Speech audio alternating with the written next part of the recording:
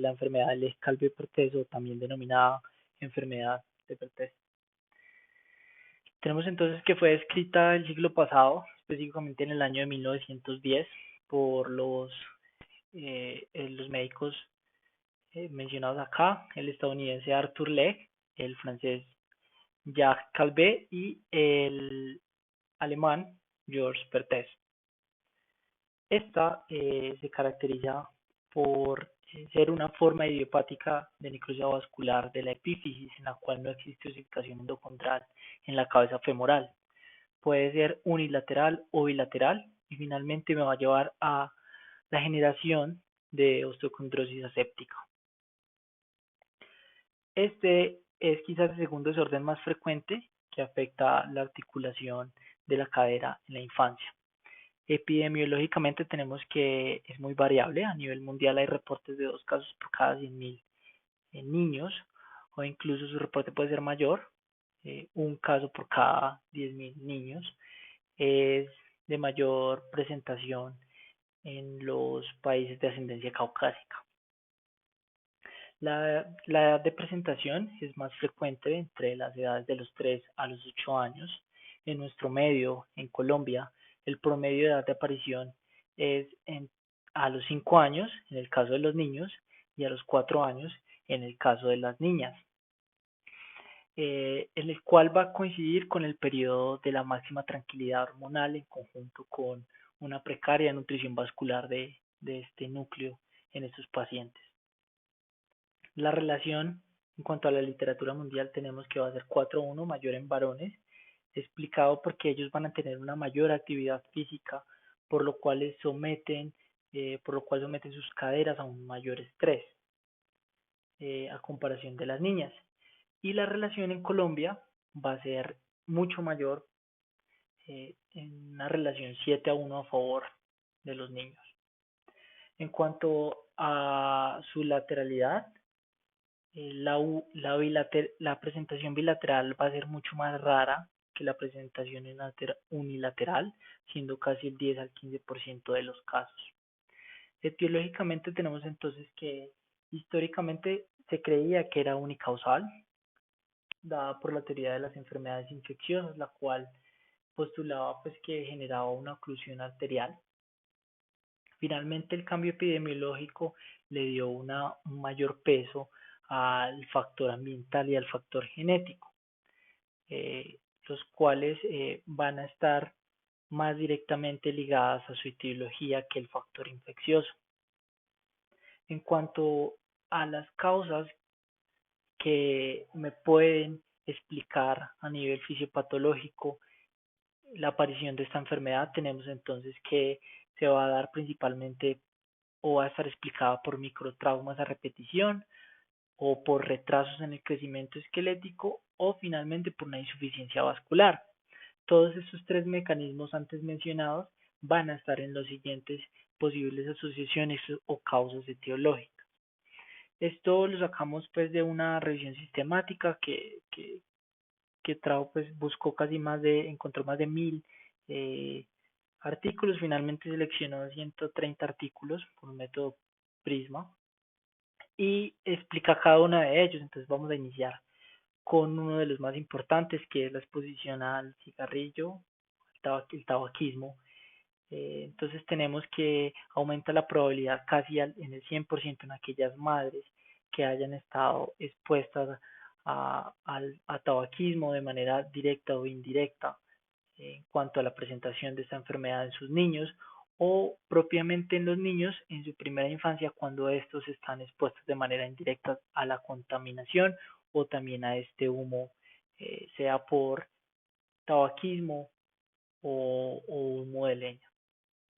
En cuanto al segundo ítem, la deprivación social, va a estar explicado principalmente porque los estratos socioeconómicos bajos tienen menor poder adquisitivo y con ende una deficiencia dietaria en la cual va a haber una hipoactividad en el metabolismo esquelético que va a estar expresada por niños de baja estatura ¿sí? La baja estatura está ligada con la presentación de esta enfermedad, así como la malnutrición me puede llevar a una obesidad que también está ligada a la enfermedad. Otro ítem a mencionar fue el bajo peso al nacer. Los pacientes eh, los cuales nacieron con peso menor a 1500 gramos, se encontró una mayor presentación de los casos en estos niños y aunque es un ítem controversial, pues no hay mucha literatura que lo reporte, este lo mencionaba. En cuanto al trastorno por déficit de atención e hiperactividad o incluso la carga psicológica, este va a ser explicado porque estos niños tienen gran actividad física y mecánica, lo cual me va a llevar a microtraumas a repetición en la cabeza femoral, causando múltiples microfracturas en lo que es la trama esponjosa de la cabeza femoral, que aparte de eso va a estar en un estado inmaduro, estando directamente relacionada con la presentación de la enfermedad.